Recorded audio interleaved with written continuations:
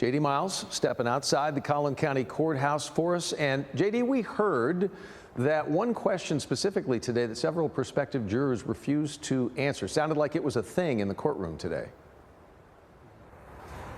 That's right, Doug, and we'll get to that in a minute, but I first want to bring you some breaking news that's happening here at the courthouse. There is a decision that Judge John Roach is behind closed doors making right now that could have a major impact not only on the outcome of this trial, but also on the public perception of it. The prosecution has used its strikes to remove 3 prospective jurors who are black. They made up 100% of those who are qualified who are black to serve on this jury. Now, the defense is protesting this vehemently, arguing that it violates legal rulings.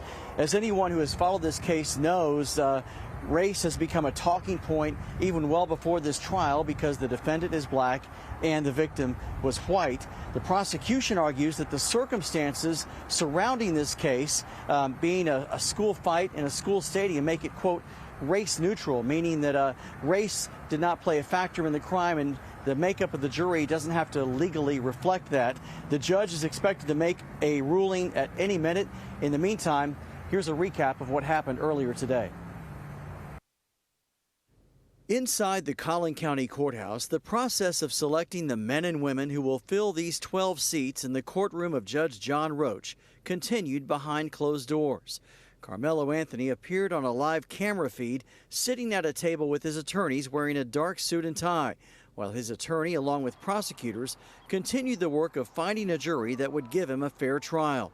When prosecutors asked prospective jurors if media coverage of the case has led them to form opinions, several admitted that it had, with one replying, "I don't know if it's going to affect me, but I can't tell you those thoughts are not inside my head." Another prospective juror, who identified as an educator in Frisco ISD, where both the defendant and victim attended separate high schools, said this is close enough to home that I'm not confident that I could be completely fair. Potential jurors were also asked if the age of the 19-year-old defendant, who was 17 when authorities say he fatally stabbed 17-year-old Austin Metcalf at a track meet, would influence their judgment, as well as his race. One prospective juror, who prosecutors identified as African American, said he would have a hard time putting a brother in jail. Anthony's attorneys plan to argue that the defendant stabbed Metcalf, who was unarmed, in self-defense after an altercation. Prospective jurors were asked if they would hold it against Anthony if he didn't testify. One prospective juror said he would, saying silence is deafening, it matters, it's difficult to ignore. But a question from Anthony's attorney, Mike Howard, drew the ire of several prospective jurors when he asked them, "How do you feel about the country's immigration policies?" A number of them refused to answer, saying it was irrelevant. And again, we are awaiting this decision by the judge on the defense motion to cancel these 3 strikes of black jurors from the prospective jury pool. The judge is going to make a decision on that. Tomorrow, when opening statements begin, we'll get our first look at the makeup of this jury. The prosecution and the defense both got 13 strikes out of a pool of more than 500 prospective jurors. That was whittled down to 250 today. But again, this is going to be a major decision. We're waiting, and we will bring it to you when we get it. Please stay tuned for this clip that I got coming on after I say this, right? The woman that I'm about to show y'all, she was actually there this morning. She was actually there. So with no further ado, I'm going to give y'all a clip from her. Now, for some reason, the live stream that she did, she made it private. I don't know why. She was standing outside the courthouse. She was giving all the shit that y'all just heard. This woman named Neek at Night, she said the same thing, but for some reason she made the live stream private. But y'all stay tuned for that. So this reporter right here, her name is Neek at Night.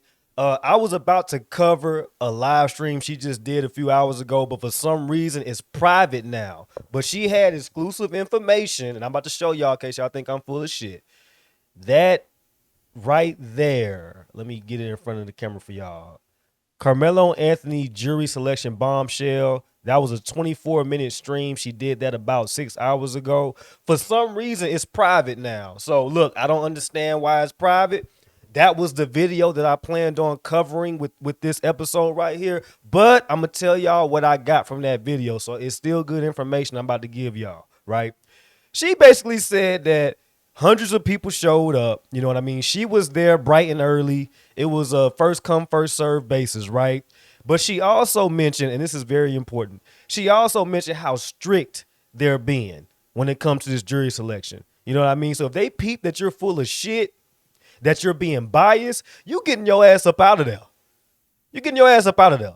You know what I mean? So she was explaining how, you know, the people that are in charge, they're being very selective, you know what I'm saying? And they're interviewing people one by one, like, hey, you know, where you from? Why are you here? But as soon as they peep the bullshit, you're getting the fuck up out of there, right? So Neek also mentioned that the majority of people that showed up that think that they're going to get a spot in the jury, they don't have a chance in hell.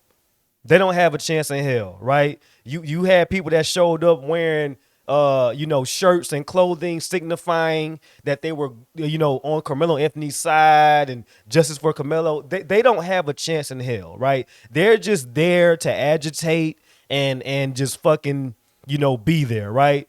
But she also mentioned that the process is going smoothly. It is chaotic. Don't get it wrong. It's definitely chaotic, but it's a smooth process because the people that are in charge, they're not playing any games. They're not being pushovers. They know that this case is high profile for whatever reason, right? And we all know what the reasons are. But they know that this is a high profile case and they're letting it be known like, hey, y'all not finna come over here with that bullshit. We're going to do this the right way. You know, we're going to do this the lawful way, the constitutional way, right? Y'all not going to bombard y'all Facebook warrior asses up in here thinking that, you know, y'all just going to run shit.